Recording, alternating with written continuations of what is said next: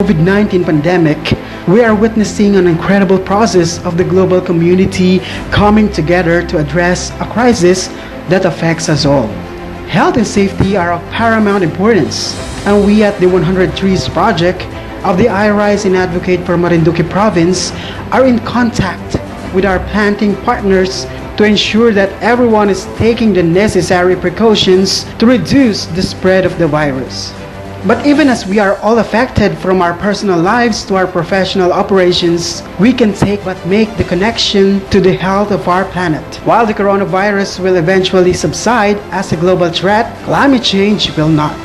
This is a great time to really take a step back and reflect on we uniquely able to contribute to the global mission for sustainability. The more we can take, restore, and preserve biodiversity along with common sense consumption practices, the more we can maintain the health of the environment and ourselves. So take this unique time to think, plan, and prepare for a new level of commitment to a more sustainable future.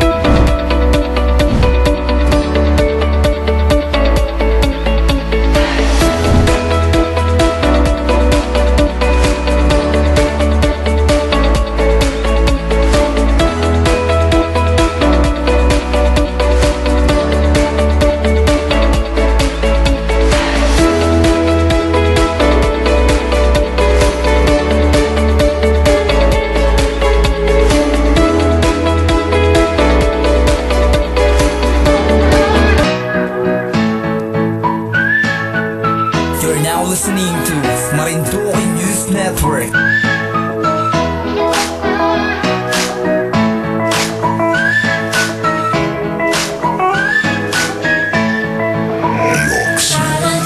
Makitune sa pinagkakatiwalaan online news network ng ating mga kababayan.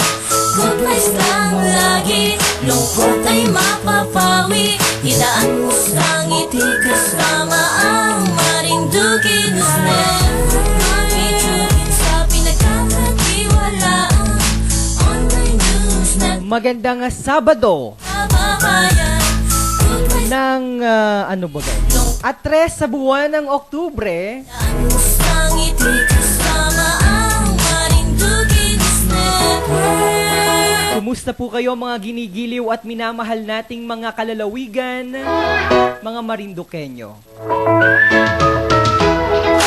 Dumarating po sa inyong mga tahanan ng isa sa mga pinakabagong programa dito sa Marinduque News Network, ang All About Youth. Pero sa unang bahagi po o segwada ng atin pong programa, ako po muna ang inyong makakasama. Samantala, mamaya naman po sa ikalawang bahagi ay ang pinaka-host po ng ating programa. VTR Santino, please.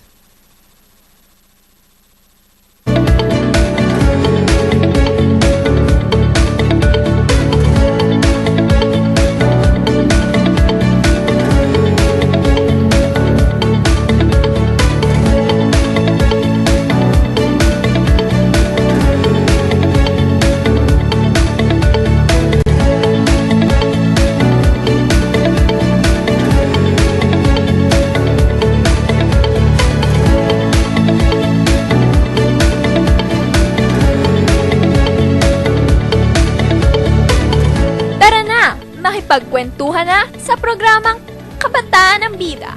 My name is Elana and this is All About Youth.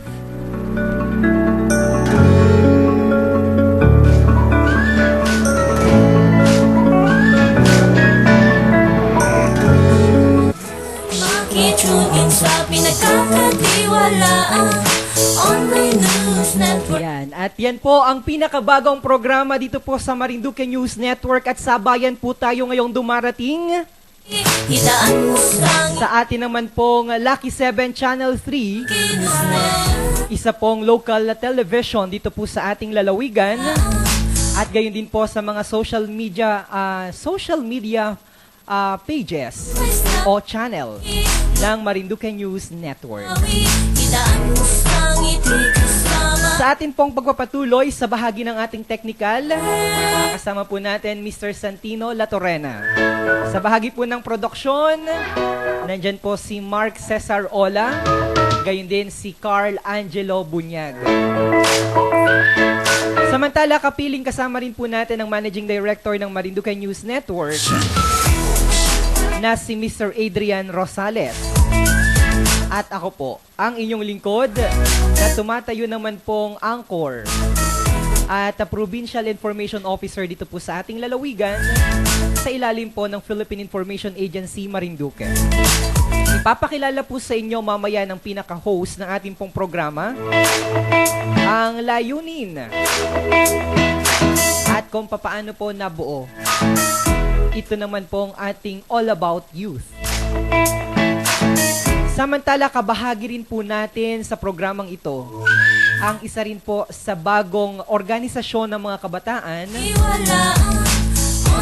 Dito naman po sa ating lalawigan, ito po yung iRamp na kung makikita nyo po sa mga Facebook page o dyan po sa inyong mga Facebook, magbibigay din po ng daan at puwang mamaya ang ating host para naman po ibigay sa inyo ang overview at background ng kanila pong grupo.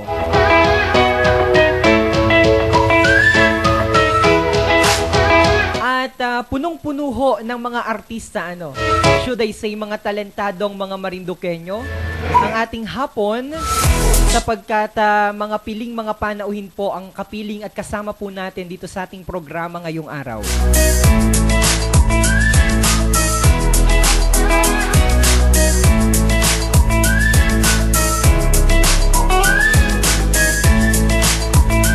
Ang oras muna sa Pilipinas at sa buong kapuluan, 2 minutos bago sumapit ang alas 2 ng hapon. Alam ko pong excited na kayo.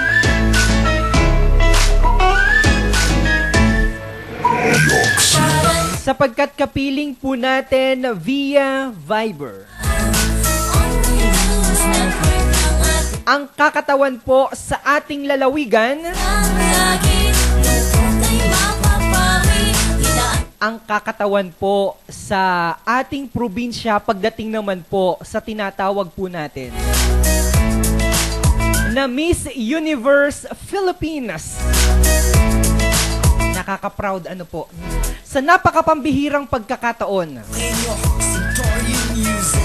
Pagkakaroon po ng kinatawan ang ating sintang lalawigan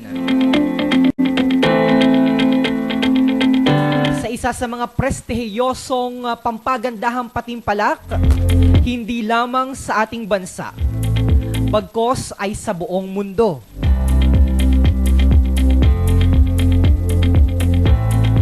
We are very proud sapagkat kapiling po natin ngayong hapon ang pinakamaganda I-claim na natin ito. Ang pinakamaganda ngayon sa ating probinsya dahil siya ang makinatawan ay di pinakamaganda na rin po ito sa buong Pilipinas. I-claim na natin ito. Ang ating pong mahal na kalalawigan, mahal na kababayan,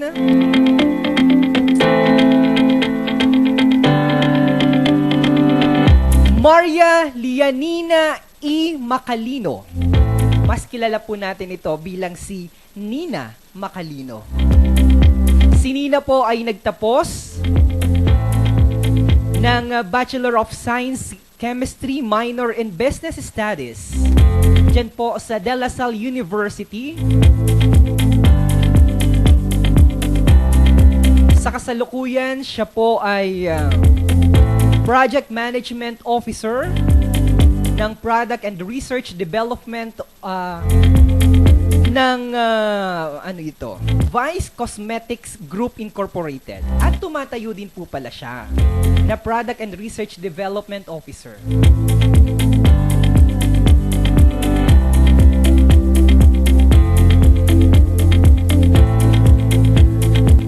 Pagdating naman po sa kanyang mga karanasan, sa kanyang career bilang isang individual, performer, singer ng The Madrigal Foundation. Active din po siya pagdating naman po sa mga teatro o pagdating po sa teatro, sapagkat siya po ay performer ng International Presentation of Performers. Nakatanggap ng award, Honorable Mention in Singing bilang delegada ng ating bansa. Diyan po sa Los Angeles, California. Ang ganda ng background ni Miss Nina. Malalaman po natin ang kabuoang mga impormasyon sa atin pong maganda at matalinong kababayan na ito. Marinduque News Network. Dito po sa ating All About Youth. Miss Nina, welcome sa ating programa. Good afternoon sa iyo.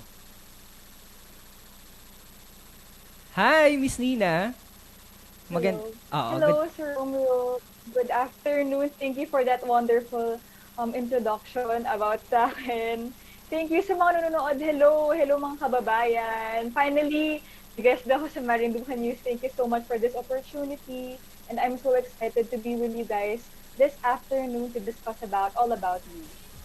Oo, siguro kung wala lamang kita sa gitna ng pandemya, pretty sure kasama ka namin dito mismo sa ating studio ngayon. And pretty sure, madami kang mga programa na dapat attendan sana dito sa ating lalawigan. Sa totoo lang, ayun. So, okay. So, medyo nawala ka sa hello Nina, medyo nawala tayo sa linya Okay, babalikan natin si Nina.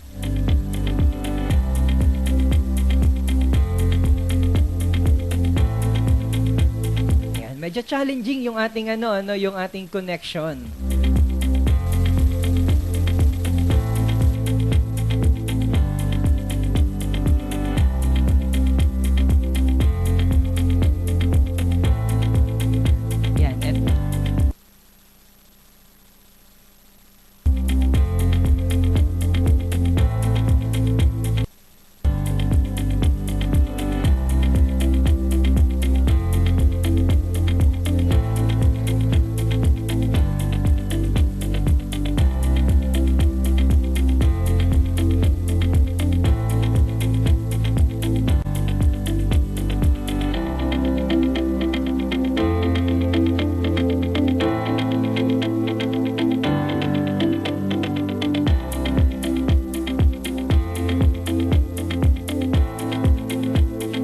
Pipilitin po natin na maibalik sa ating linya si Miss Nina. Yan, okay, muling nagbabalik Miss Nina, kumusta po kayo? Okay, napag-usapan natin kanina yung kung wala lamang siguro tayo sa ganitong sitwasyon, pretty sure nandito ka ngayon sa ating probinsya para gawin mo naman yung pagbisita sa mga advokasya o pagdalo sa mga programa na may kaugnayan naman sa pagpapakilala ng ating lalawigan. Romeo, sobrang excited na ako talaga makabalik sa ating isa ng Marinduque, and kung wala talaga yung pandemic, for sure dyan ako. Especially, gusto ko rin, alam mo yung hands-on na makapibigay ng tulong, especially sa the street classroom. Yung talagang ako talaga yung pupunta sa mga iba't ibang bayan para mag-distribute ng aming goods for volunteer work and also yung mga donations namin. But things happen for a reason, and we're still fighting for Marinduque. for Universe Philippines, even if I am at home.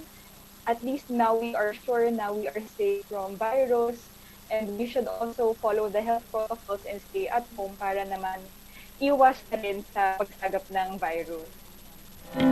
Oo, bago tayo pumunta diyan sa mga usapin na yan, kumusta muna ikaw ngayon? Ano ang ginagawa mo ngayon habang tayo ay nasa gitna ng ganitong sitwasyon? Ngayon, I am currently working from home. So as you said earlier sa introduction, I work as product research development for Vice Cosmetics, and I've been working for the company for 2 years. And now, in line with the pageantry, I am also doing my trainings at home, also reviews, Q&A, and also mind setting na rin. And at the same time, I'm practicing my hair and makeup, also needed for Miss Universe, since I will be the one doing my own hair and makeup for the pageant days. And also for the donation drive, me and Kyle have been waiting for his Hatid Aral program for 40s. And also, in line with that, I created my own drive for Bukas Puso program, where we gathered books and donations and also school supplies to be donated sa Navita. Alright.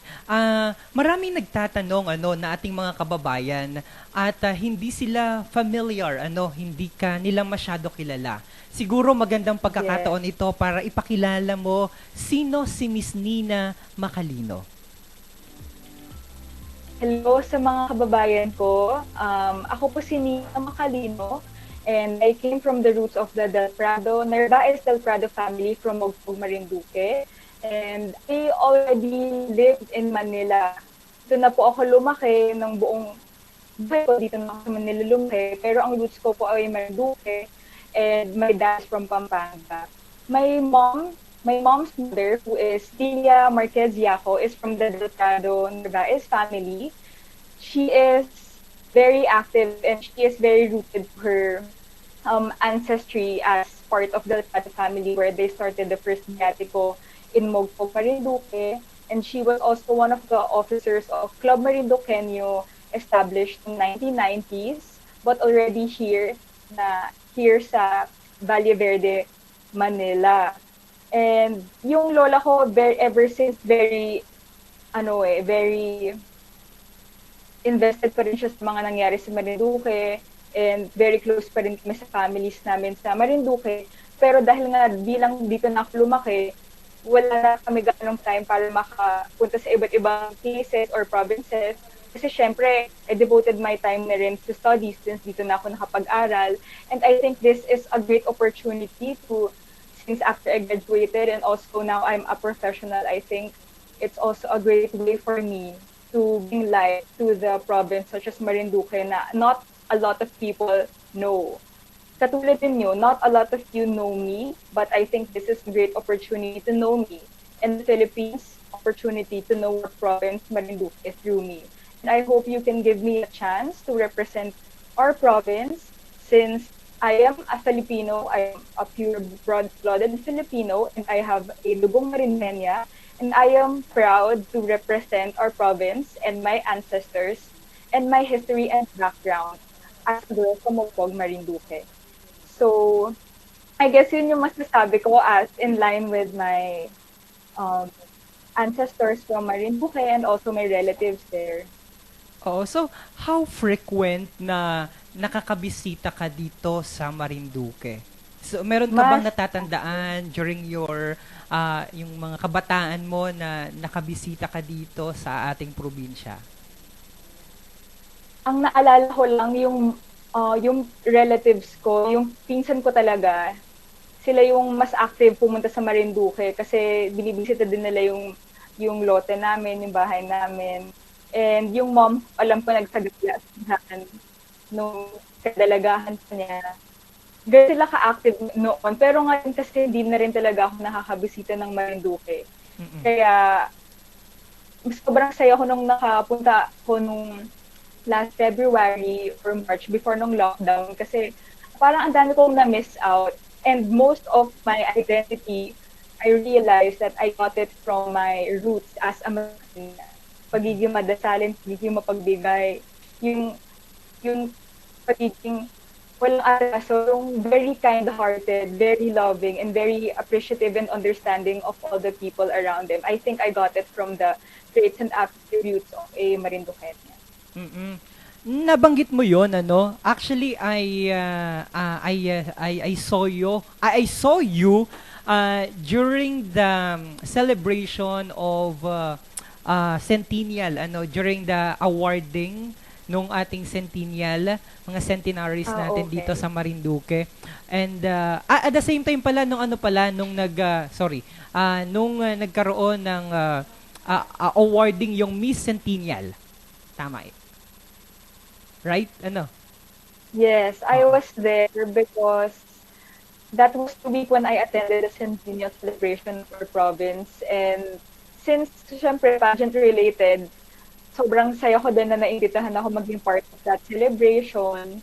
And na-realize ko, ang dami din talagang magagandang dilag sa ating probinsya na if Mm-mm. ever basta ang rain, madami nang susunod, and I hope I will be the start of this legacy na people will see that Marinduque is also deserving to be in line and front runner in terms of pageantry. Mm-mm. So this is just a year to be known. So we can do it one step at a time. Sige, isa-isahin natin ano, ang dami mong mga binibigay na mga impormasyon at natutuwa ako na malaman yung background mo ano. Mas mahalaga kasi na maipakilala ka namin dahil hindi rin ikaw masyado familiar sa amin at gayon din sa ating mga kababayan ano. Una, nabanggit mo yung pagsali mo sa dito sa Miss Universe ano Philippines. Base dun sa iyong pag-aaral ano, kailan pa nagkaroon ng kinatawan ng ating lalawigan sa Miss Universe Philippines? Ang alam ko, as based on my research na rin, there was no candidate also to represent Marinduque previously dun sa Binibining Pilipinas. Mm-mm. And I think si First Lady pa yung join before ng pageant. I know that she was also active in joining pageant. Mhm. And she represented our province, Marinduque. But as of what I learned, Marinduque is not really active in joining national pageants such as Binibining Pilipinas. But since start na nga ng Miss Universe organization to solely, because they already have their sole organization and it's separated from Binibining Pilipinas. And Miss Universe, this is the start and the pioneer batch. And since we are now presenting our province, I hope that for the future years, a lot of girls can represent Marinduque for national pageants such as Miss Universe. Oo. So parang lumalabas na ikaw ang kauna-unahan na magre-represent, magiging kinatawan ng ating lalawigan sa Miss Universe Philippines? For the past how many years, Okay. I think that's what I also heard kasi na wala gaanong representative ang Marinduque for national pageant. Oh, interesting interesting to know. Nabanggit mo rin kanina yung Club Marinduqueño. Para po sa kabatiran ng ating mga kababayan at least nagkaroon ka ng parang trace back pagti-trace sa kung paano mo mas mako-connect pa yung yung lola mo, yung lolo mo or something mga relative nyo na may kaugnayan sa iyo And yung Club Marinduqueño napakalapit po niyan sa aking puso sapagkat ang inyong lingkod po ay nagsilbi bilang corporate secretary ng Club Marinduqueño sapagkat ako po ay produkto. Ang nagpaaral po sa akin ng kolehiyo ay ang Club Marinduqueño Incorporated. Kaya alam na alam ko po yung souvenir program na yan, yung mga tao po na nandyan sa souvenir program na yan. Parang that was 1990 nag-start kina-captain Judge Villamayor ang nagsimula po ng Club Marinduqueño at marami pa pong mga prominent individual ang naging kabahagi ng Club Marinduqueño at patuloy po yung natulong sa ating mga kababayan. Yan po ay ang composition po ng Club Marinduqueño ay Isa po yung well-knit civic organization dyan sa Metro Manila at ang composition po niyan ay mga educators, mga army men, mga professionals and business men as well as educators. And nakakatuwang malaman na yung grandmother ni Nina, ni Miss Nina, ay naging kabahagi pala ng isang organisasyon na patuloy na tumutulong sa ating mga kababayan. That's why Nina has that, passion and heart to serve as well sa ating mga kababayan, specifically sa ating mahal na probinsya. Pero mabalik tayo kay kay Nina sa pagpapakilala natin kay Miss Nina nung pumunta ka dito sa ating probinsya nung centennial anniversary natin, ano yung naramdaman mo sa ating mga kababayan? Yung pumunta ako dyan, nung centennial celebration natin, nung naramdaman ko, first, wow, I felt so welcome by our kababayans. I know na I wasn't raised in Marinduque, I wasn't born in Marinduque, but they welcomed me like as if they gave birth to me as their own. Mm-hmm. And I want every child to feel that sense of belonging. May they come from other places in the world, alam mo yun, yung sense of belonging, sobrang hospitable ng ating mga kababayan. And I'm so proud kasi I feel like ever since I was born, people were telling me na, bakit parang sobrang ang trusting mo or ang warm mo kahit di mo pa kilala. And I realized na I probably got this trait from my roots then as a Marinduqueña. And of course, because I was raised by a Marinduqueña, and I should be proud. And I should really develop and give light to this trait, not just in our province, not just in the Philippines, and probably in the whole world. That's why I also, whenever I travel, I want to connect to other people because this is what a true Filipino is. A true Filipino is hospitable, trusting, welcoming. We are very true to ourselves. And ang dami ko ng factors na naiisip kasi representing the heart of the Philippines, God knows how much I cater myself, and my heart is my strength as well as my weakness. And now giving a representation of the heart of the Philippines, it is a figurative or a metaphorical statement na heart of the Philippines, and also specific na heart of the Philippines kasi in line with my character, God knows how much I really value love. And I saw it, I felt it with people I met in our province. Yung family ko na kahit di pa nila talaga ako nakikita or nakikilala, alam mo yun, parang matagal na nila akong kilala. I felt like a prodigal daughter. Pero it's really true that once you leave, if the family will still always be there for you, they will not forget you, and they will still be welcoming because they love you. May nakita akong picture dito, pinadala mo, yung kasama mo, yung lola mo ba ito at lolo mo? Yes, yan namin. Si Lola Lilia. Siya yung sa directress ng Club Marinduque niya before. Interesting, first sa batch. So, bali si lola mo yung Marinduque niya?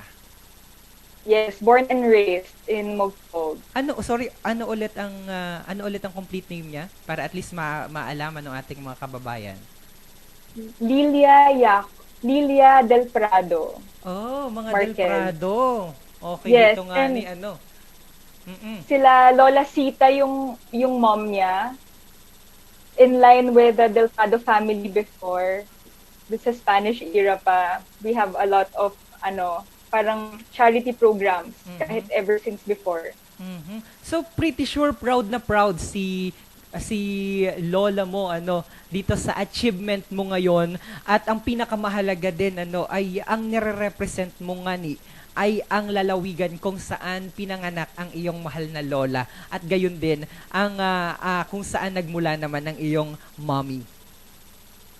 Yes, kasi I'm very proud to represent Marinduque, not just because my lola is there, my lola was born there, but I think it's about time na Filipino representation, not just Marinduqueña, should be represented in the universe stage.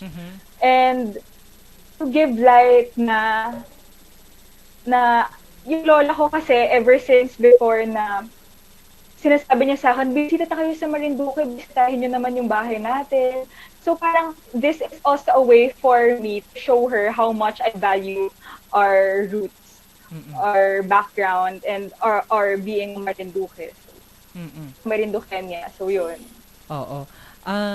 Ayun, matapos na makilala natin ang personal background ni Miss Nina at ang ilan sa mga mahalagang impormasyon kung papaano siya connected dito sa ating lalawigan pag-usapan naman natin yung kanyang kakatawanin bilang siya ang magiging kinatawan ng ating lalawigan sa prestihiyosong patimpalak pampagandahan na yan, which is ang Miss Universe na alam naman natin, pag sinabing Miss Universe, talagang yan ay tinitingala. At kumbaga parang sa larangan ng mga pampagandahan na kompetisyon ay talagang ito yung pangarap ng isang babae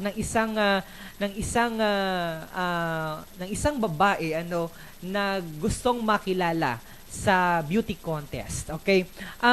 Papaano ka or kailan ka nagsimula na sumali sa mga beauty contest? Sumali ako, first time ko, year 2018. I joined Miss Manila 2018 and syempre wala akong napanlunan, wala pa akong title or anything. It was my first experience of joining, and then for that year, I already joined 3 pageants, 2018. And then my 4th pageant was 2019, and then this is my 5th pageant, 2020, Miss Universe Philippines.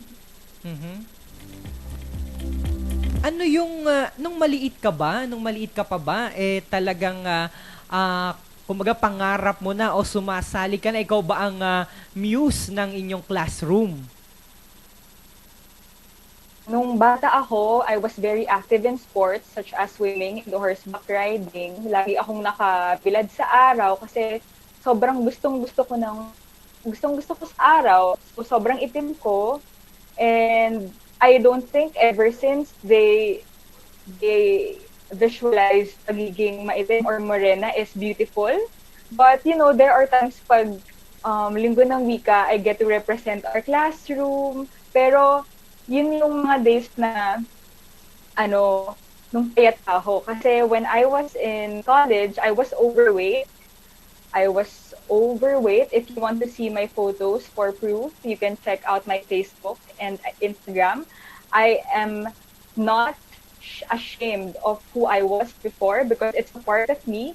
And I am really proud that I can say what you see now is still the real me. I didn't change anything about my face, my teeth, my hair, my skin color. This is the real me. And I think every chapter of your life serves a purpose. And once you know what your purpose is in every part of your life, that's when you have your growth. And not limit yourself with how you look. I never imagined I will be part of a national pageant. I just went with what's given to me and I accepted every failures, every detours, every success. But the most important part is I never lost faith in God and how He handles every situation na binibigay niya sa akin. Because I think that is part of my identity and that is part of me, who I am now. That's why I want to give honor to God because siya talaga yung malaking part ng buhay ko kung ba't ako naging ganito ngayon. Hindi ko to dinream, but there is a reason for everything. And I think it's time for us to really raise up for that. Not for the expectations of other people, but God's expectations for what talents He gave to us. Very interesting and well said indeed. Nabanggit mo kanina na you're not into beauty contest during your childhood or yung kabataan mo pa nung elementary or secondary mo and you're into yung bang parang mga panglalaki na mga activities ano yung nag-trigger sa iyo o ano yung kumbaga naging inspirasyon mo in joining this kind of competition and entering this kind of industry? My first realization that I could be probably be part of the standards of Philippine pageantry is when I was in college, I was graduating. Nung nag-graduate ako ng college, medyo pumapayat na ako ng konti. Like, let's say, 2 pounds a month. Mhm. Naglo-lose na ako ng weight. Tapos yung director ko sa org where I was part, De La Salle Inner Soul, since I was a singer-performer, all my life throughout the college, I was overweight. Tapos nag-lose na ako ng weight towards graduation. Syempre, hindi ka nag-aano stress, ganyan. Or probably stress. But when I started parang losing weight, doon nila nakita na, uy, pwede ka pala mag-pageant ka. Parang you have the cheekbones, you have the skin color of a true Filipina, morena, and you have the height. And I was doubting myself. But thank you for seeing that capability in me, ganon. And then after that, I really didn't bother joining pageants still until my director in the org passed away last 2018. Last 2018, he passed away, and then right after that, nag-start na ako maghanap ng pageant sa Manila. Kasi gusto ko na, sige, gagawin ko na ngayon. Kung kailan wala siya, dun ko na ginawa. So, I guess that was the triggering point why I was led to pageantry, because someone believed in me and I didn't want to disappoint Sir Brad, that someone. Ang dami pala nating mga kababayan na nanonood ngayon at saka ang dami nilang mga pinadalang mga katanungan para sa iyo. At the same time, yung mga Talaga. mensahe ng suporta. Like for example, si Tita Susan Nase, sabi niya dito, we will be supporting you hanggang makuha mo ang iyong gusto na maging isang Miss Universe, hindi lamang ng ating probinsya bagkos ay ng Pilipinas at ng buong sa kompetisyong pang buong mundo another question, paano yon? Sabi mo kanina ikaw rin ay isang performer, singer. So pretty sure bago matapos itong ating programa baka maka-request tayo ng sample song Pero kung ikaw ay tatanungin dahil sa ating bansa ngayon ay nasa ilalim ng ganitong pandemya, ano yung awitin mo? Dahil sabi mo dito you're a performer, you're a singer. Napanood ko rin yung one of your interviews And ano kaya yung pwede mong ialay na kanta para sa ating mga kababayan, lalong-lalo na dito sa ating probinsya? Ano kayang song? Hindi ako magaling sa songs eh. I mean sa titles. Wait lang. Iniisip ko. Pero Pwede mo na lamang kantahin. sige, wait lang. Ayun.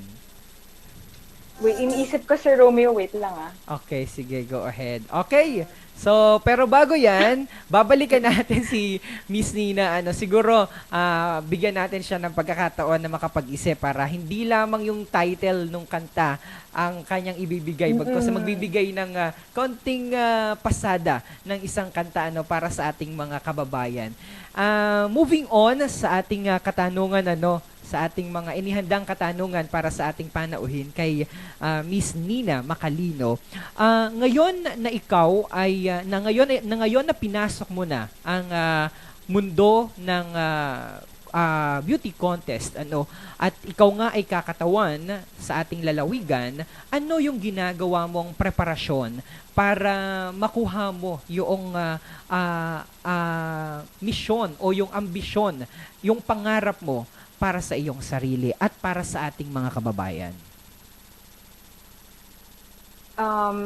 The preparations that I made or are still doing para i-represent na mabuti at maayos ang ating province is first, authentically be me, and authentically being me is being welcoming to criticisms. I think it's part of the growth. You need to know what you lack and what you are improving on. Or of course, since it is still a beauty pageant, you need to Now I'm practicing my walking, my Q&A, how I do my makeup since kami-kami na yung gagawa ng makeup namin sa pageant night. So at first, you need to fix the tangible stuff that people see firsthand, the people can touch, what the people first notice about you. But you also have to curate and you also have to train your mind to be balanced in terms of to be relaxed and to be mindful that you are in the present and you are doing this not for yourself but for the people around you, for your province. And whatever happens, I honor and I offer this position to God because I wouldn't be here if not without Him. So whatever His decision would be, I'm always telling that to myself. I'm always setting that mindset na whatever decision He wants me to do or He wants to do what He wants me to do for His honor, I will accept. And I think that is a constant reminder. And you also have to constantly feed yourself with positive thoughts that will keep you throughout the day. And also, really, ngayon, what other special things that I do is I read books. I read books of both Sanchez. I read books talaga na what that will feed me emotionally, spiritually, mentally. Yun yung kailangan natin ngayon. For me, in my preparation, that is really what I read. That is really what I need. So yun. That's my preparation. Okay. How about preparation in terms of physical preparation? I mean, may kailangan pa ba na i-maintain yung figure, etc.? Oh yeah, Sumo, hindi ko nga namalayan yung figure. Alam mo kung bakit? Kasi, Sir Romeo, i-share ko, since before, I was really thin, I was dark, and then when I was in college, I was overweight, and I was still dark. But the physical appearance never really bothered me because I felt accepted in the community that I am in. My family loves me regardless of how I look. And I think it is really essential for that feeling, especially for the children right now, to not be criticized by their own loved ones. And we should always be careful of Correct. how we act, how we speak, and how we make them feel about themselves. But since you asked, yes, of course, I am maintaining my figure, my weight, since it's a physical aspect of the beauty pageant. And since chemistry is very close to my heart, whenever I eat sweets, I counter it with something bitter, let's say green tea. It's very effective for me since I also have bloatedness. So green tea, and also I watch my weight. I do intermittent fasting. I'm not really with a girl with a model figure, so I really have to work an extra effort to meet my figure, at least for this pageant, and also to be confident of how I look.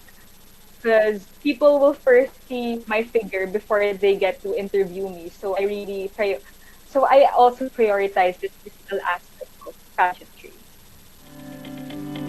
Wow, ang dami nating mga nalalaman na mga impormasyon sa atin pong panauhin ngayong araw. Ikaw ay nagtapos ng Bachelor of Science in Chemistry, minor in Business Studies. Bakit ito yung kinuha mong kurso? Meron ba sa family mo na ano ang background ba ng family mo? Like for example, your mom or your dad? I got this course unexpectedly. But since you asked, my father's side, most of my family, my tito, tita, and my cousins are doctors of medicine. And my dad is a veterinarian, and my brother is a student of veterinary medicine. So we are really into science. But my cousin also is a teacher. So, we are really educators and I guess scientists at heart. And, we love curing people, but my brother loves curing animals. And but with this course, I really did not want to be part of the chemistry program. My first choice was advertising because I really want arts. I want my course to be related to arts, but I was accepted in chemistry. And then I wanted that because I know in my heart, I know I want to create a brand of skincare or cosmetics for morena skin. For us, for sa mga talagang ano yun, maiitim sa mga Pinoy. Kasi Pinoy talaga, embrace natin, maganda yung kulay natin, morena tayo. So, I wanted to do that. I wanted to formulate my own products. That's the business side of me. The pageantry side is my passion. The singing side is my artistic passion. There's a lot of different sides of being me. So I wanted to pursue chemistry because I want to formulate and to be a scientist. Ganyan. But then, being a part of chemistry program, it's not really easy. I wanted to shift to other programs, but what kept me staying in the program is the company of my friends who are really of good influence in terms of studying. I really didn't go to parties, but I enjoyed my college. I was studious because I want to pass. I want to graduate on time. And they were there to motivate me and encourage me that we are undergoing the same issues. We also have a hard time studying. Pero iba yung feeling ng meron kang company na nakaka-relate ka, na pinagdadaanan kung ano yung pinagdadaanan mo. Tapos sabay-sabay natin po haharapin, sabay-sabay tayong gagraduate, sabay-sabay nating matatapos lahat ng course. Tutulungan kita kung anong quiz natin. Pero wag ka nang aalis, wag ka na mag-shift, wag ka na magka-quit. So parang it's a blessing in disguise kasi I'm really happy because I'm part of an industry where cosmetics related them. So, I think God has been really guiding me ever since. Ay, nawala. Okay. Yes. Okay, so sige, go ahead. So, yun. I think God has been really guiding me ever since. And chemistry is a part of my life. It's not just an academics related, but I see a lot of aspects, not just in chemistry, like the people you meet in school. And then what you are now is probably the cause of what you did from your past. So, that's it. Okay. Ngayong ang ating bansa ay nasa ganitong sitwasyon, ano yung contribution ng isang Nina Macalino? You mentioned na nasa industry ka ng cosmetics paano ka nakakatulong o paano ka nakakatulong bilang isang individual sa ating mga kababayan ngayon na naharap sa isang pandemya bunsod ng COVID-19? Being part of this industry such as Vice Cosmetics, we just launched a mental health awareness program, Kwentong Ganda, where we wanted to promote through the platform of beauty that being maganda is not just about how you look, but on how you feel. So you also have to prioritize your mental health and your emotional health. And I think this is also a good platform because working in the beauty industry and now I'm in the pageantry industry, it is the same and it is not the same.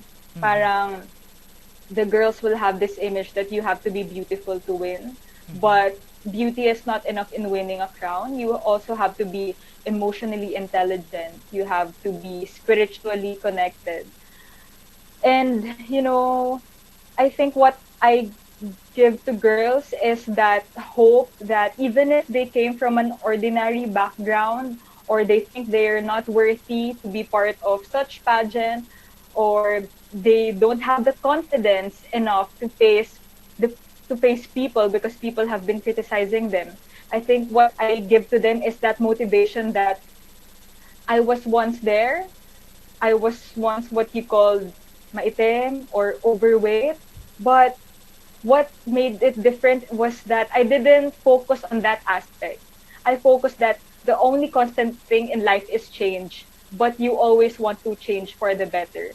And Mhm. you must not treat people badly, regardless of how they treat you in a bad way. Because eventually, what you want is peace, and you need peace to sleep at night. So, pag may maganda kang nagawa sa ibang tao, kahit gaano pa sila kasama sa'yo, okay lang yun kasi ikaw sa'yo din magbubunga ang mga kabutihang loob. Kaya basta importante maganda ka kahit ano pa ang sabihin ng iba. Maganda sa isip, sa salita at sa gawa. Wow. You kept mentioning about helping others, and making some advocacies sa ating community. And na-mention mo rin kanina yung tungkol sa the street classroom. Papaano ka ngayon Yeah. nakakatulong? And by the way, ang atin pong street classroom feature din po natin maya-maya lamang po, papaano ka nakakatulong? Papaano mo natutulungan ang isang organisasyon na kaparehas ng sa street classroom? When 2015, I was already part of a parish youth ministry namin sa church. I'm sure God was the one who guided me, who led me there. And now I am here helping the street classroom. Okay.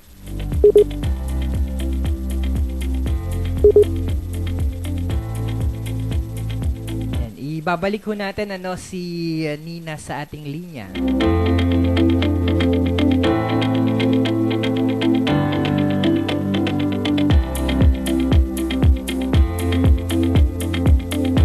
There you go. Nandito. Pinag-uusapan natin yung advokasya mo bilang meron ka ngayong tinutulungan at matutulungan ng Miss Universe Philippines kung sakasakali ito yung the street classroom. Papaano mo at bakit sa dinami-dami ng mga youth organization sa ating lalawigan, bakit ang street classroom ang napili mo?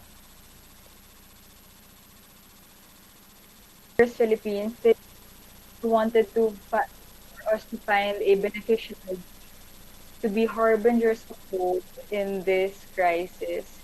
And I wanted to give back to my provinces. Alam ko na di naman ako talaga lumaki sa Marinduque, but I want my position in the Miss Universe to benefit my province.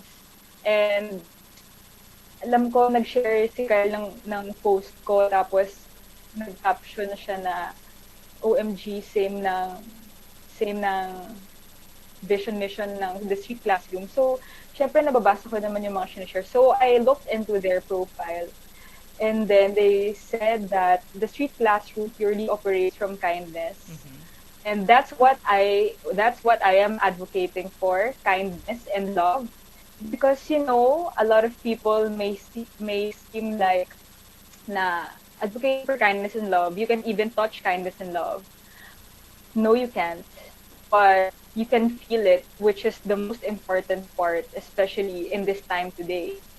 So what I wanted is people to be educated, not just about academics, but the children or the adults as well, to be educated that what we need right now is kindness and understanding. And if we ever want to lead for the children and the future generation will lead for us, they need to lead with empathy, not just purely bragging about their academic progress. They need to lead with the heart. So that's where I know that I need to work with Kyle because we have the same thoughts about education. Pag-uusapan natin ang ilang mga impormasyon patungkol sa the street classroom mamaya po pag sa ikalawang segwada o ikalawang episode nito pong ating programa. At eto may mga katanungan pili tayo ng ilan sa mga should I say medyo challenging na question para sa isang Miss Nina Macalino. Bilang ikaw ay kumbaga pag ikaw ay isang Miss Universe Philippines, o kaya pag ikaw ay nag-represent ng ganyan, nakikita ka na sa telebisyon, nakikita ka ng ating mga kababayan, kumbaga, o ng ilan sa mga nanonood sa iyo, maraming mga kritiko, marami kang mga may experience. Lalo na ngayon, buhay na buhay ang social media. At nakikita natin kung paano ang interaction, ang engagement sa social media. Bilang isang individual, papaano mo na-handle yung mga tinatawag natin na critics? Ito may question dito, specifically related, sabi nila, hindi ka daw lumaki sa Marinduque. What is your comment on this? Yet you will be representing our beloved province. Yes, actually, I always hear that kind of comments na hindi naman siya lumaki. But there are a lot of winners in the Miss Universe pageant or even our national pageants who don't even look like a Filipino and who were not raised or born also from their provinces na represent nila, but you are still accepting. But how come you don't accept me to represent Marinduque? I mean, nagtatagalog ako, mukha naman akong Pilipina. Tapos yung lola ko naman nandyan. It's like, I want to give honor to my grandma because she also did a lot for Mogpog, for Marinduque, that people don't know about. But because we don't really brag about that. And what my dad always say, if you don't have anything good to say, close your mouth.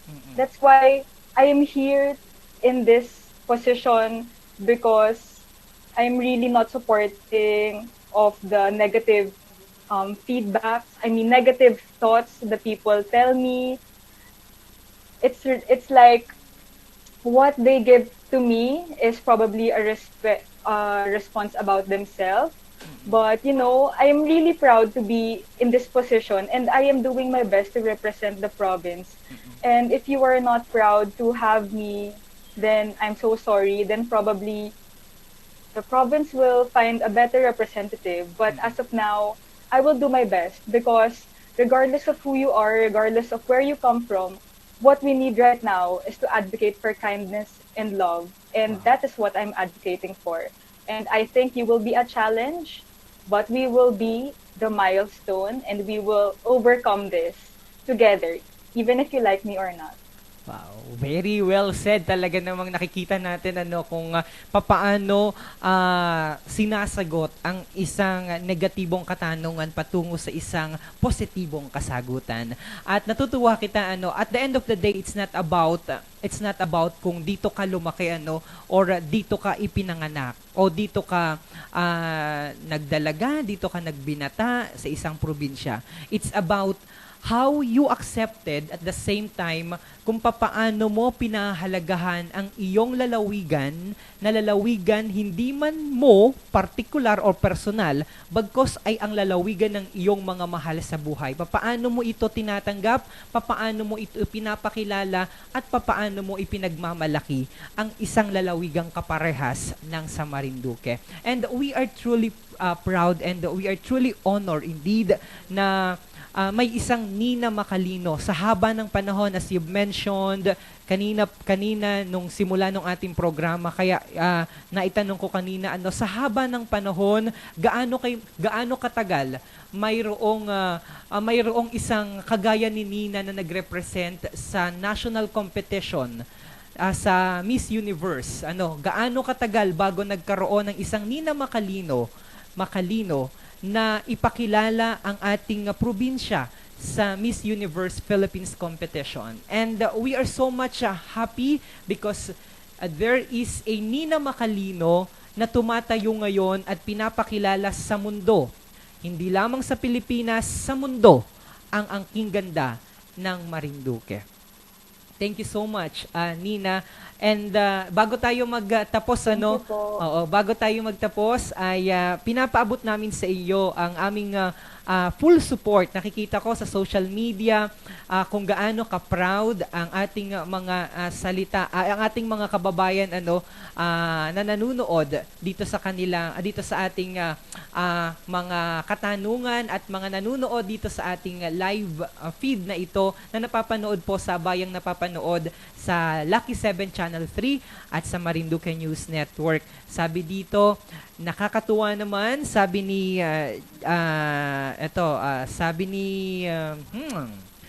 ni John Fern Historillo, natumbok ang question pero ang ganda ng sagot. You are our queen. Ayan. Very good answer and I am super proud of you. Sabi ni Yesha Opis, Gay Isa, you should be proud na a pure Filipina will be representing ang ating probinsya at ang ating bansa sa ganitong kaprestihiyosong patimpalak. Bago tayo magtapos, Nina, alam ko na ang haba na nung oras natin, pero maraming salamat sa pagkakataon na ibinahagi mo at i-share mo sa ating mga kababayan. Mamaya po pag-uusapan naman natin kung yung tungkol dun sa organisasyon na kanina pa binabanggit ni Nina. Ito po yung The Street Classroom. Pero bago po tayo magtapos, ay may mga mahalagang katanungan dito. Si Nina ay ilang taon na daw ba? I am 26 years old po. 26 years. At kung may boyfriend na daw si Nina? Gusto ko lang batiin yung daddy ko na nanonood. Ayun. Baka ma-hurt siya. Pero may boyfriend. Okay. Pero ma-hurt si Papa. Ayun. So, pag a day before, siguro, kailan nga pala yung competition? Kailan yung competition ng Miss Universe Philippines? At paano pala namin ito mapapanood? Okay. Bale, the coronation night will be aired on October 25, 2020 through the Ring Light series and also through GMA Network since we are partnered with GMA for the finals day. And then, you can watch po yung Ring Light series since hindi nyo na kami mapapanood sa mga aming preliminaries, sa aming activities, hindi na masusubaybayan. Miss Universe organization made a way for the fans and also the supporters to get a glimpse of our challenges or what's happening, our BTS, ganyan, national costume preparation through the Ring Light series. And you can subscribe from www.empire.ph and then you will fill out lang po yung billing details. And then sa additional information, don't forget to put my referral code or El Marinduque because some of the subscriptions will be donated to my beneficiary, Kel Atienza, who is the founder of the Street Classroom. And of course, support ng ating kapwa kababayan Marinduqueño. Kaya please watch Ring Light series by Miss Universe Philippines, already started to air last week, and tomorrow we will have our makeup challenge episode 2. And it will be an 8-episode series. Kaya exciting ang ating kaganapan sa Miss Universe. Mm-hmm. At paano ka pa namin masusuportahan o paano pa may mga interesado paano daw ba nila masusuportahan si Nina sa paglaban nito sa Miss Universe Philippines apart from those things that you've mentioned a while ago?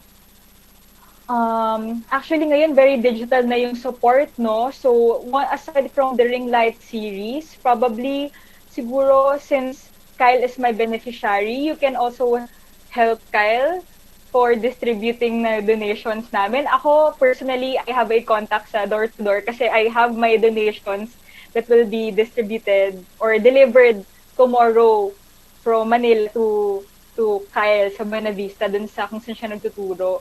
And I don't know what kind, siguro, support na lang, if you can support the Street Classroom logistics-wise, probably moral support na lang na even if pandemic, we need to also take care of ourselves. But the passion that is driving Kyle to do his work, even if people tell him not to because it is not safe, he is still observing the healthy measures.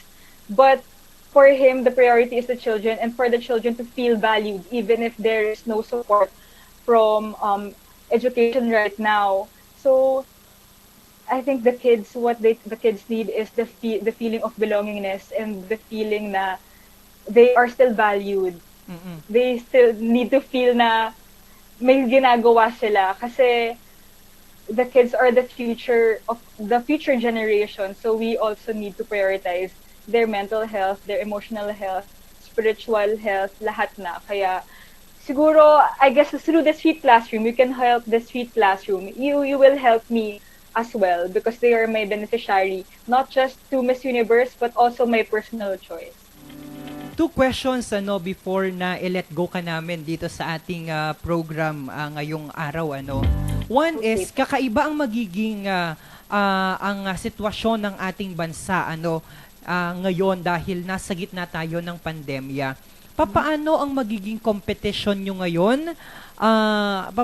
'Di ba kailangan naka-PPE at tapos kailangan may mga swab test muna bago pumunta sa isang lugar at kailangan hindi malakihang pagtitipon. So ano yung preparasyon na ginagawa ng Miss Universe Philippines para ma-secure na ang lahat ng ating mga participant, lahat ng ating mga kalahok, especially you, ay ligtas sa gaganaping kompetisyon?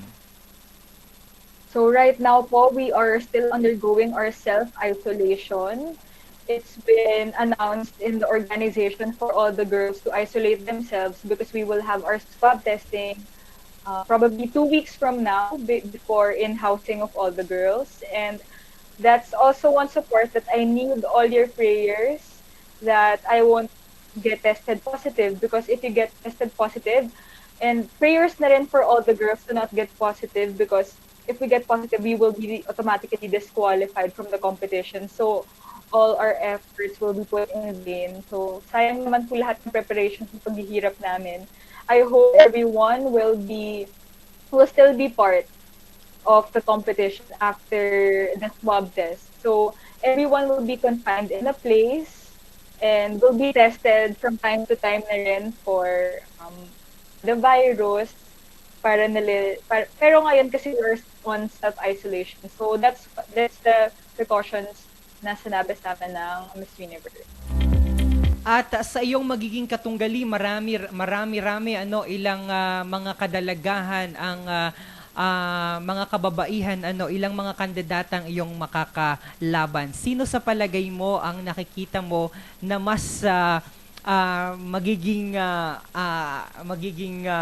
kalaban mo dito sa patimpalak na ito? Sounds cliche pero ako talaga ako ang pinakakalaban ko sa kompetensyang ito. My sense of discipline, my determination, my state of mind, my mental health, my spiritual health. Ako talaga kasi nakarating ako sa point na to na ako lang, hindi ko naman sila kilala eh. So if ever I will succeed or not, it's within my scope, it's within my control and God's control. So, whatever I can control, doon lang tayo magpo-focus because we can't control anyone who are doing their job also to win.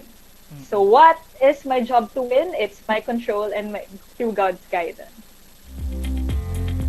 Nako, thank you so very much, Miss Nina Macalino, ang representative ng ating probinsya sa gaganaping Miss Universe Philippines this coming October 25. At bago po tayo magtapos, any message para po sa ating mga kababayang Marinduqueño after ay mensahe rin dito sa sinusuportahan mo na organization which is the Street Classroom? Okay. Pwede pong bumate? Sure, oo. Maraming mga kababayan kitang nanonood, nagpapaabot at saka nag-cheer sa iyo Sino ba? sa social media. Okay, Go ahead. unang-una, sorry. Gusto kong batiin yung pamilya ko dyan. Sila Ate Rosel, sila Nanay Dory, si Tito Ricky, pati sila Margaret. Kasi sobrang everyday, nagsisend sila ng pictures. Lalo na, di ba, nagpesta ni Santa Teresita dyan sa Mugpog. Nag-send si Ate Sel ng pictures. Sobrang thank you sa pag-update.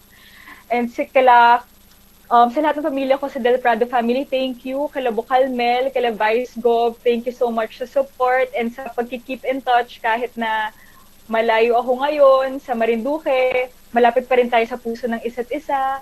Thank you so much sa mga kababayan nating nanonood. Thank you so much kay Sir Romeo, kay DJ Myong. Thank you so much for inviting me and for reaching out. And sa mga kababayan ko sa Marinduque, kahit di tayo magkakilala, kahit di tayo lumaki ng magkakasama, nandito ako para sa probinsya natin, para sa puso ng Pilipinas. And I will do my best to represent our province well, and not just our province, but the heart of the Philippines and what is it all about. So I hope I get your blessing and your guidance and your support na rin throughout this reign and throughout my journey for Miss Universe Philippines crown. Thank you so much for this opportunity, Sir Romeo.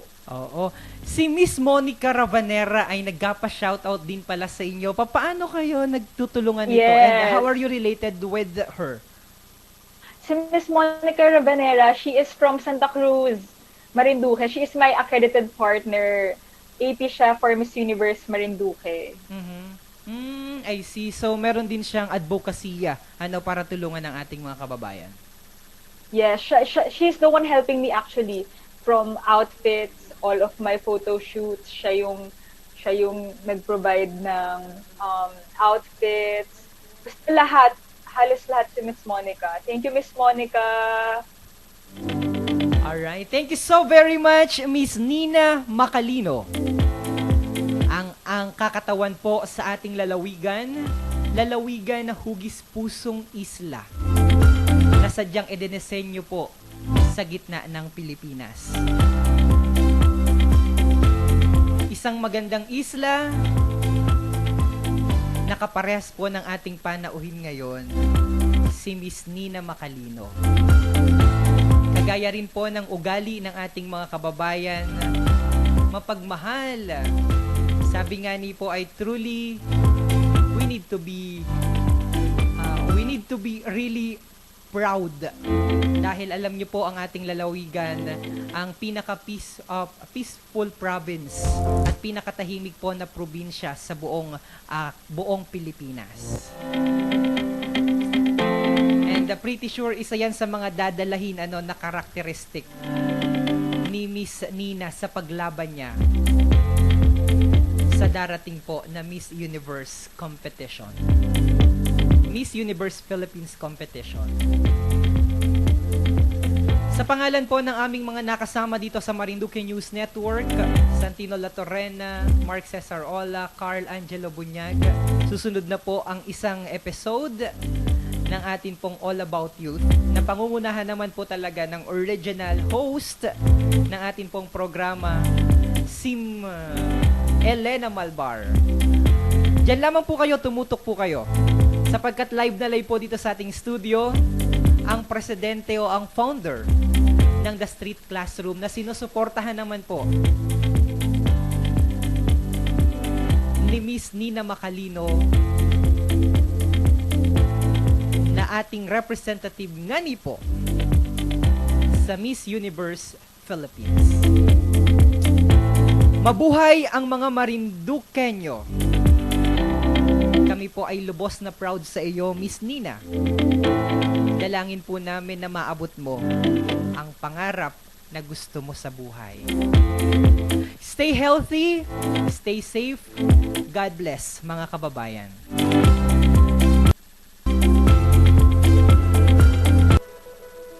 Feeling ko wala akong panghugot ngayon kasi pagod na pagod ako. Like, I feel drained and it's really hard to face this image na I am strong. But deep inside, I know that I have my own battles to overcome. But, it's part of the challenge. And once I overcome this, which I know I will, it's gonna be a milestone for me. And I'm so happy na I'm part of Miss Universe Philippines. It's such a discovery about myself and what I can and what I cannot